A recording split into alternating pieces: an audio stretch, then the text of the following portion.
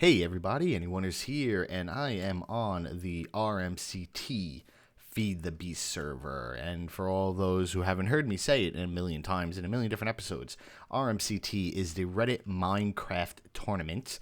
It's a PvP organization that runs tournaments once or twice a year, and this is the private whitelisted Feed the Beast server that Mustek and authorblues have been running.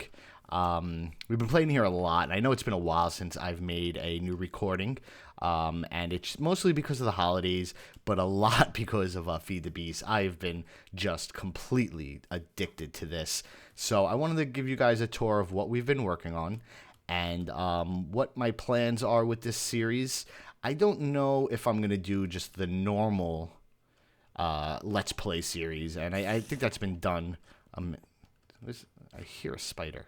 As you can see, a spider spawner, but nah. Oh, and zombies. Anyways, I'm not going to do the regular Minecraft LP in here. I mean, it's been done a million times, and I don't think it needs to be done again. So what I'm probably going to be doing here is a couple things. We have some episodes that I've already recorded that I will be releasing probably after this video, actually. And we're just gonna have fun on this server.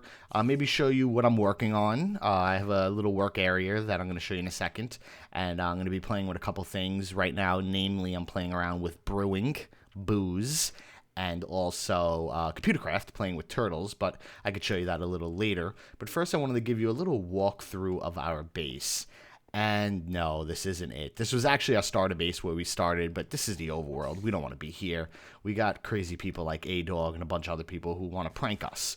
So, let's get to the real world, our real lair, and I can show you around.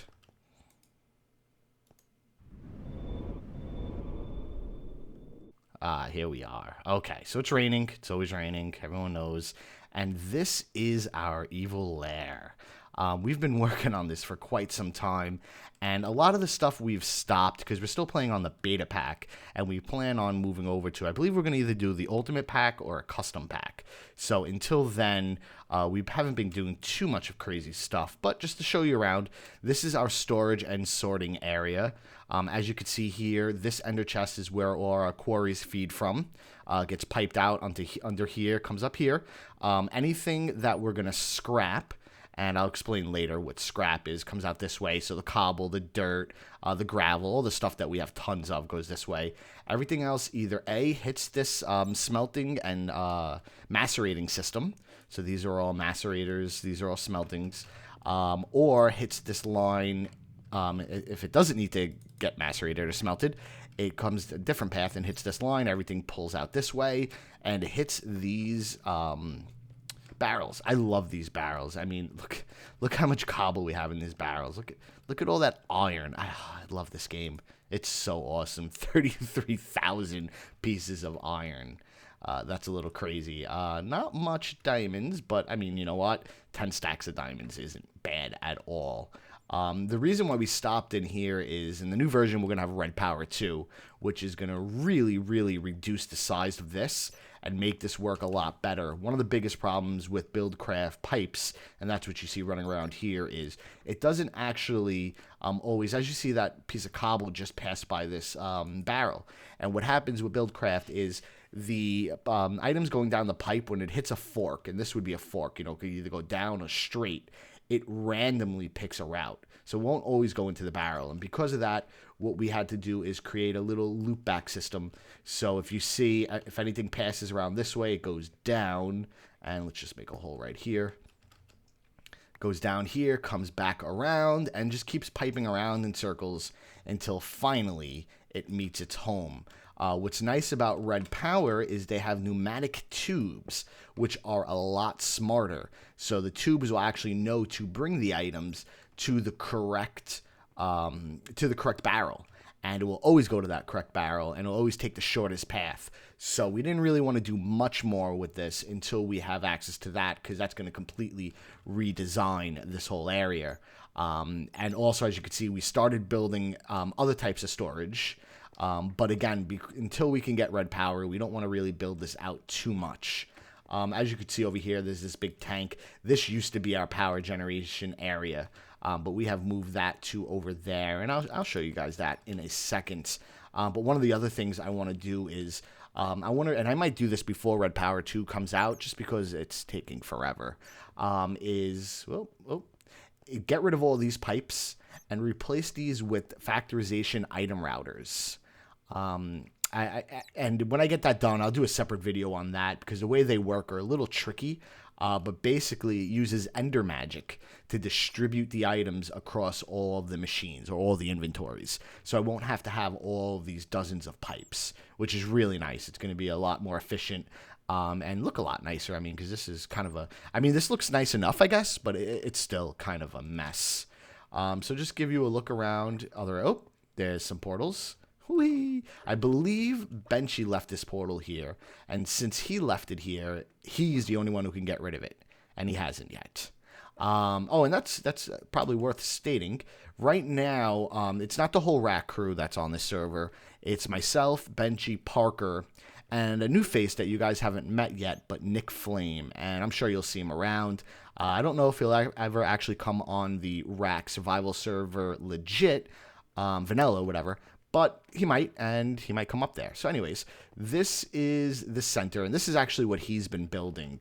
If you come and look over here, he's been working on a skeleton face to put around here, swag skull, as he calls it. So that's what he's been contributing. He's actually a pretty good builder when he's not being lazy, so that's why we let him on. Over here is all our forestry stuff. This has really been worked on by Parker. This has been his baby. Basically, the idea is everything here is automated, and whenever these trees pump out wood, the wood gets directed to either A, to turn into charcoal, which I'll show you down below in our power generation area, or B, into a barrel over there, just depending on how much we need. I think right now we have a ton of logs, so everything's getting pumped into charcoal. On this platform over here, let's just get over there. This is our Buildcraft area, and this is where they've been playing around with some different Buildcraft machines. You'll see a machine right over here, which looks like a complete mess, but it's actually pretty ingenious. This machine makes gunpowder, sulfur, and charcoal dust. And the way he does it, and this is all Benchy. The way he does it is pretty ingenious. So basically, sandstone or sand, and it looks like it's turned off. Oh yeah, it is turned off. You know what? Let's turn that back on for a second, just so you can see it working. Yeah. So basically, sand will come in. Will come into this compressor. This compressor will turn one piece of sand into one piece of sandstone. Then it will get pulled out of here, brought into here. Now this is where the magic happens. One piece of sandstone will come into here, but it will make two pieces of sand. So you're following that. So basically, one piece of sand comes down here into the compressor.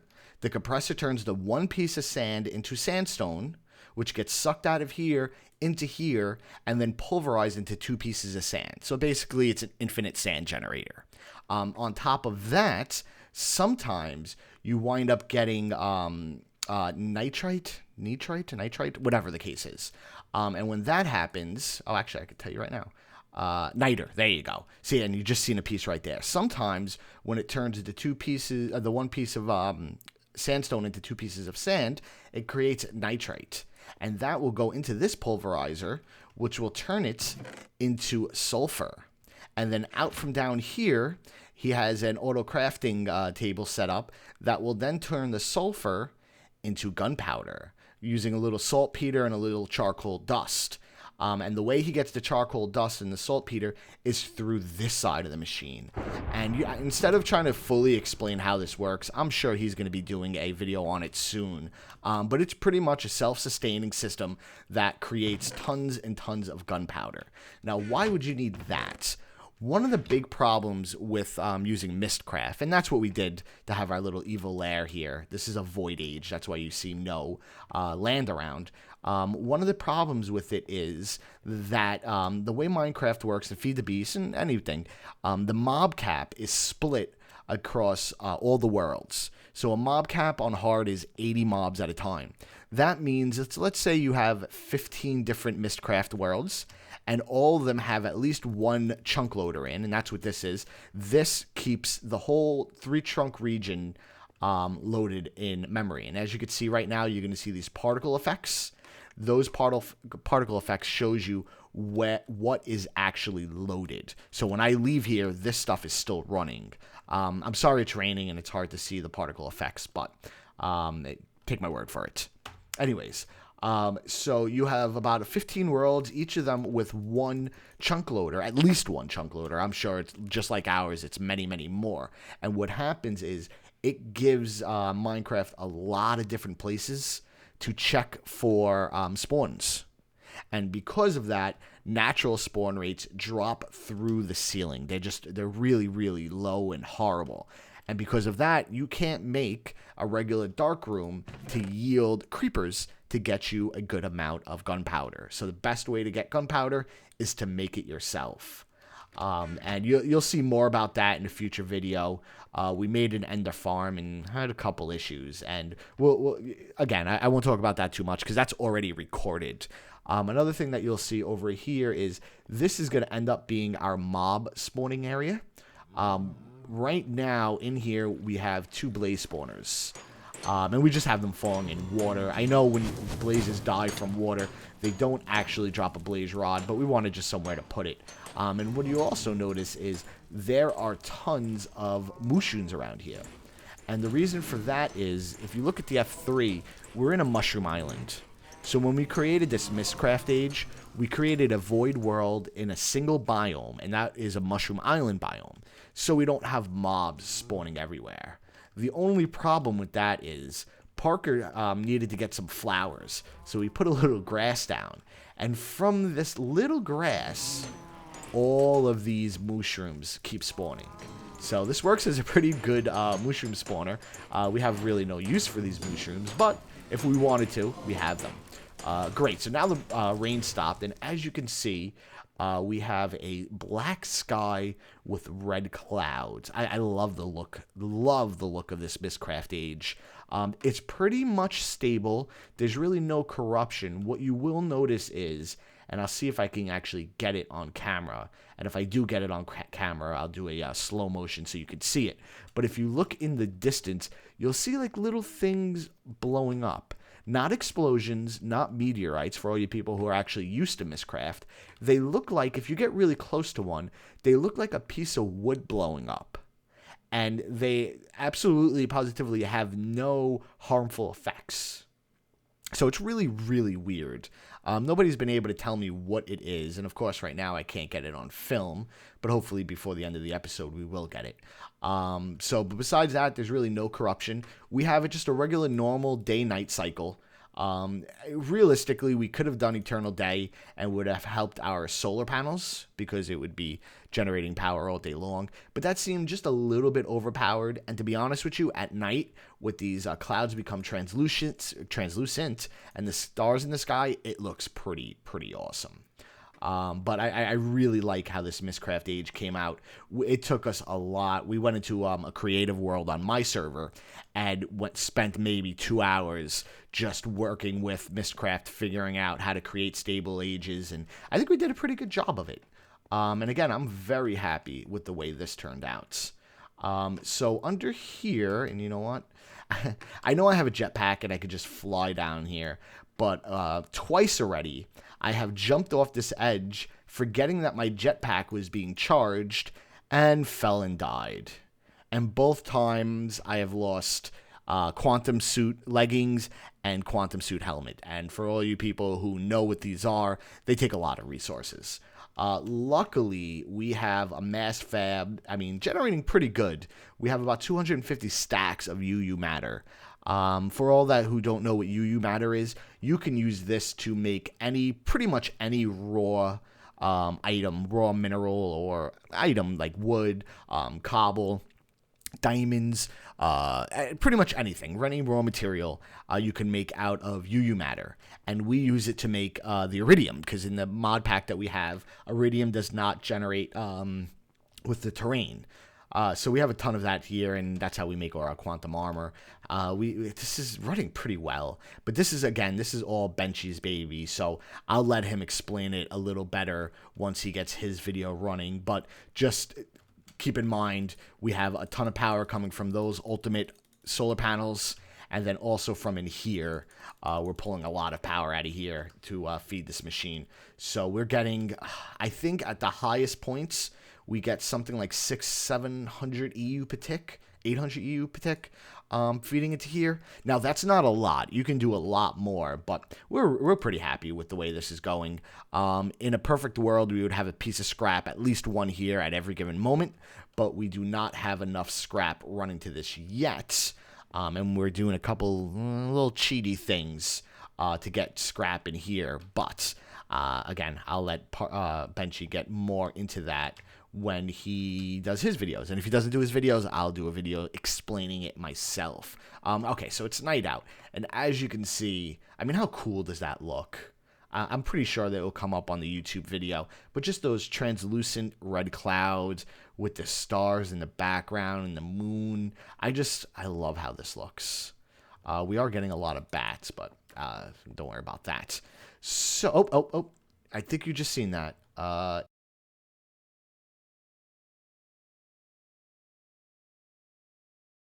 If that was good enough, if I caught that in time, you guys just watch a slow-mo replay of that. And if I didn't, hopefully I can get it again. Anyway, so now we are getting over to my area. And I'm building this to be my little workshop. And as you can see, the first two things I've been working on is cross-breeding plants. And specifically, I've been working on some hops to make some beer, which I actually have some beer made. I believe these are some 3 barrels of rum, 2 barrels of beer that I made. And I believe, right here is some rum that I made. And at the end of the episode, we'll drink some of this to see what exactly it does. But, so I've been making hops for beer. I've been making terrawort, because if you eat terrawort, it almost works like milk, where it removes all the negative poison effects, but it does not remove the positive like milk does. So if you drink one of my beers and you get some negative potion effects, you can just eat some terrawort and it will clear them. And I also am making some coffee, because who doesn't like coffee? The way crossbreeding works and brewing works and all that stuff, it's pretty in depth, and there's a lot of things you have to go through. So I'm not going to try to explain it in this video. But watch out for an episode of, I guess I might title it Anyone's Workshop. I don't know. But watch out for an episode soon of that, and I'll go into more details on how this works and what these little units are, these little pods. And then the second thing I'm working on is ComputerCraft. My first project I plan on doing is I am going to set up this whole area for GPS. So what does that mean? That means that my turtles will be able to know their location anywhere within this world. So the plan is I'll be able to tell it to go to the storage facility, and it will know how to get there, or go to the BC area and it'll know how to get there. And I won't have to actually tell it, move 30, up 1, etc., etc. It will be able to figure it out itself. The way I'm going to do that is by putting computers in all the corners, and that's a computer. Oh, let's get rid of that. I don't know why that happened. Because I was holding shift. Computers in all the corners, and each one of these computers are going to be the GPS terminals, GPS satellites, I guess, and I'm going to put 4 of them on each platform. So no matter where there's a turtle, it will know where it is. And I'll go into a little bit more of that when I do a specific episode on ComputerCraft. There's a lot of cool things you could do with ComputerCraft that I'm planning on. So it's very in-depth, the type of things you can do. So it's going to take me a while, and I won't have time to do it here. But that is pretty much our area so far in a nutshell. I really love this place. I mean, look at it from above. It just, how cool. Whoa, red cloud. How cool does that look? That just looks awesome. As you can see over there is another platform that I believe Benchy was working on, some type of breeding platform, but he hasn't actually worked on it yet, so he didn't do anything there.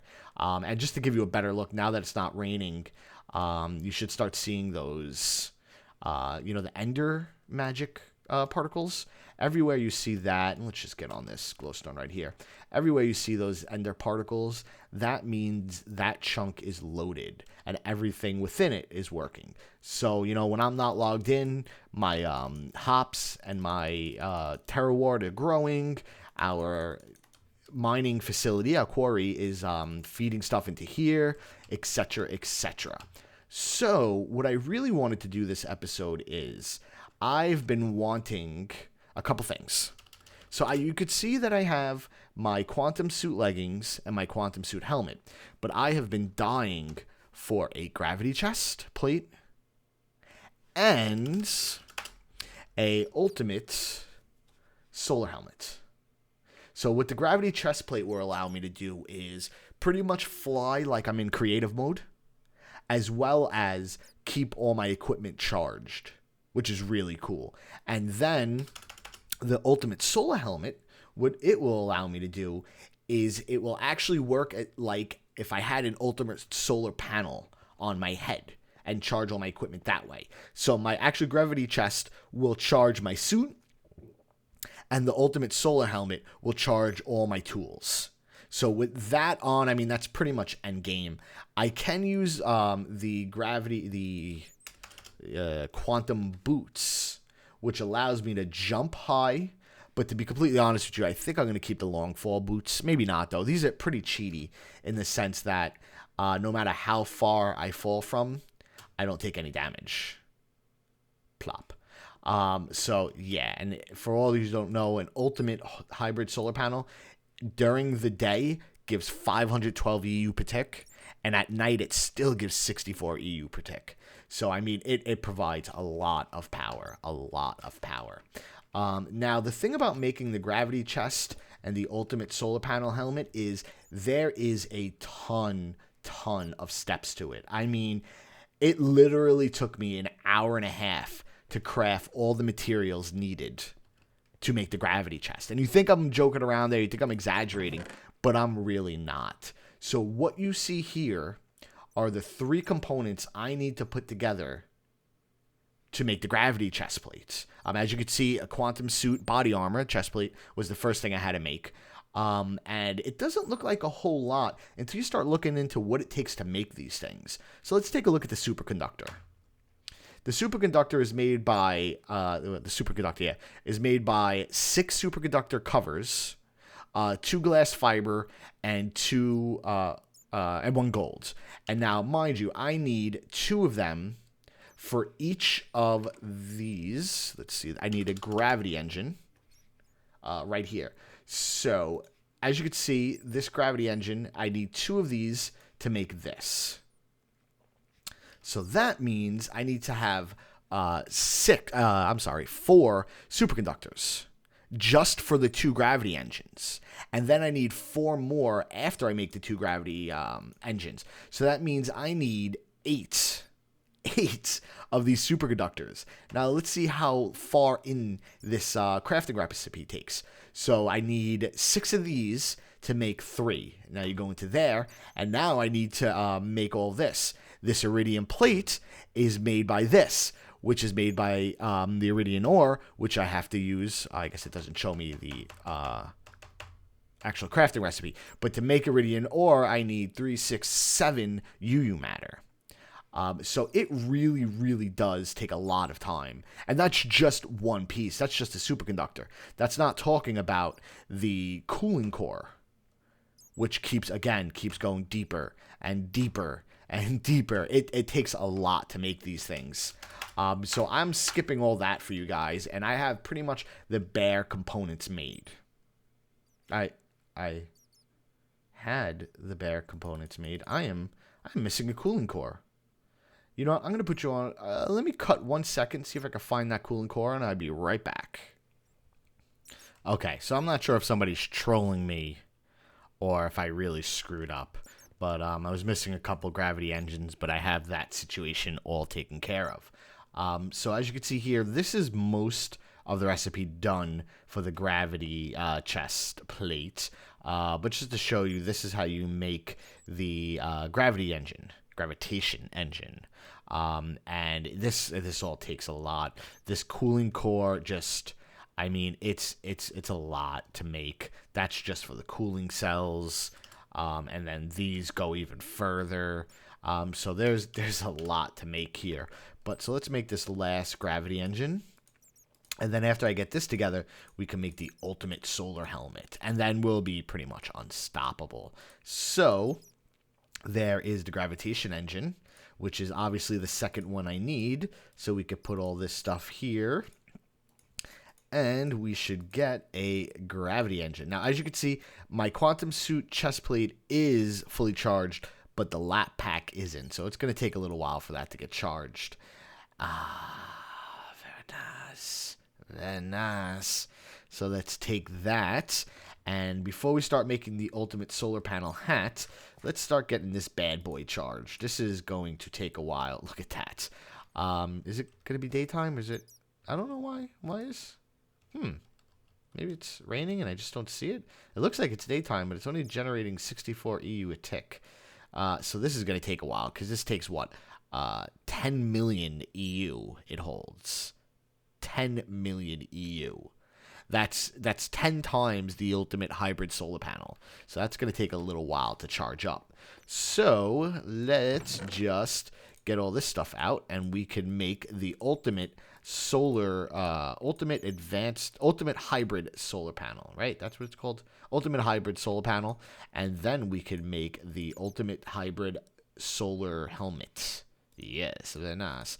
Now, as you can see, this is missing two very important components. And you can see them right here. The quantum suit helmet, which I'm wearing right now, and the ultimate hybrid solar panel, which I'm going to make right now. So let's just pull off our helmet and put it into that slot. And we have to craft the ultimate hybrid solar panel. Now, this also takes a lot. I mean, these coal chunks, they sound real simple, but you have to take eight compressed coal balls to make one obsidian, and one obsidian to make one coal chunk. To make 8 compressed coal balls, you need to compress 8 coal balls, which equals, it keeps going and going and going. And then this is even harder to make. So you have to use the enriched thanarium. That goes just, it's a lot of work. I'm probably close to probably 2 hours making the stuff, and it's just, I'm not a big fan of making things hard. What am I missing here? Oh, I have the wrong. Oh, hold on a second. I have the wrong type of solar panel. I might just steal this from somewhere else instead of making it again. So give me 1 second. Let me cut, and I'll be right back. Okay, I am back, and I swapped out my advanced solar panel in my workshop area with that hybrid solar panel. I just assumed that was the right one because the hybrid solar panel is actually better than the advanced solar panel. The advanced solar panel only gives you, I think it's 64 EU per tick during the day and 0 at night, or maybe 1 at night. And the hybrid gives you 128 during the day and 8 at night, something like that. So that's fine. It's an upgrade from me. So let's get this guy going. And we should have there we go. We have the ultimate solar hybrid panel, ultimate hybrid solar panel. And then when we put that here, that gives us 8 solar panels. That's kind of hybrid solar panels. That's interesting. So let me put that there, this here, that there, and oh, that's not right. And now we should have not. What did I screw up this time? Let's see. Okay, I just have them backwards. Okay, there we go. Now we have the ultimate solar helmet. And I don't know if you guys noticed when I did that and I flipped this. The way I'm doing this is with the bag of holding. This is probably my most favorite item in this game, and what it allows me to do is keep all of this stuff in my inventory. This is all common stuff that I use for building without having to mess with it. And basically the way this works is this is an upgraded bag that holds 5 columns, but it's the same with all of them. basically they hold an X amount of columns in there. So you would put this to the left of those columns. So as you can see, it says store 5 columns, 1, 2, 3, 4, 5. Everything from the right of this bag will go into the bag when I toggle the key, which I have the key set up to the tick, the button right next to your 1 key on your keyboard. But yep, it gives me 5 actual slots. The first tier 1 gives you 3, so you would keep it here and it would do these 3 rows. The second tier 1 is this, which gives you 5, and I believe the next tier 1 either gives you 7 or 8. I'm not 100% sure which, but 5 is more than enough room. You know, I could keep pretty much everything I need. I usually actually keep the chain star in here too, because it's not really that useful most of the time. So let's see how our gravity chest is doing. Gravity chest is not filled up. I wasn't really expecting that. Okay, so you know what? I am going to put this... I'm going to find a couple MFSUs to put this stuff in, and then once it's all charged up, I will get right back to you guys. Okay, I am back, and 10 minutes later, my gravity chest plate is almost charged. I already have my helmet already charged up, so I am already wearing it, and then once this charges up, I could put it on, and we could finally get rid of the damn jetpack that keeps killing me and rock a full gravity suit. Well, almost a full gravity suit. Like I said, I still have the long fall boots on. I guess eventually I'll put on the quantum boots. But here we go. Okay, so we have this on. Let's get rid of the jetpack. Our handy, well, I would say a trusty jetpack, but it's got me killed twice already, so I won't call it trusty. And boom. Look at that. Look at this. We're styling. Ooh. As you can see, I still have my long fall boots on, but this looks good. I like this. I do. Let's get with my lightsaber. Zoom, zoom, zoom. Okay. As you can see with this, there is a energy level in the top left-hand corner, and what that is, it tells me how much energy is left in my gravity chest plate. So basically, the way this works is my gravity chest plate will power the whole suit, and then the ultimate solar helmet will power anything I have in my hand. So as you can see, this diamond drill. Do I have any blocks? I might not even have any blocks. Okay, sandstone will have to do it. Even though I used a diamond drill, it is not losing power. What would be losing power, what is losing my power is my gravity chest plate. So with this, not only can I keep my stuff charged all the time, but I hit F. And look at that. I am flying just like creative mode. How can you beat that? This is awesome. I'm so happy. I've been dying to start this for a while. Now, I probably will change this from the long fall boots into the... You know what? Actually, I think Benchy has a pair that he's not using anymore. So let's see. Let's see if we can find it over here. Is it in here? No. I know there's a pair of quantum boots around here somewhere. Unless he took them back. I don't think he took them back because he really, really did not like them. No, I can't find them. But, as you can see, this is completely empty. That is all for today. Expect to be seeing a lot more from the Feed the Beast server, the RMCT, Reddit Minecraft Tourney server. We have a lot more stuff to do. Like I said, I wanted to... we're going to keep building that out. We want that to be kind of like a castle, a tower type thing. It'll look good, don't worry. I'm also going to be building out my workshop area down here. Not only do I have the this area done, and this is going to be my crops area, but I need to start building out my ComputerCraft area, which I plan to have, and again, we'll go more into this when I do an episode about it, but I plan to have monitors on the wall that will be able to monitor the different aspects of our base. So I'll have one monitor monitoring our power generation, maybe one monitor monitoring our sorting system over there, stuff like that. So that's going to be a lot of fun. And this is where I swapped out the hybrid solar panel for the advanced solar panel. So I think that's pretty much it for today. Thank you for joining me, and I'm looking forward to actually uploading a lot more from the Feed the Beast server. This is, I mean, it really is a lot of fun. I'm loving this. I am not abandoning vanilla Minecraft. As some of you might have known already by the time this video comes out, we have some new people on the server who will be pretty much joined already. I don't know if they started uploading videos yet, but I gave them both a tour, so they're going to be joining. You should start seeing them soon, and I'll see you guys next time.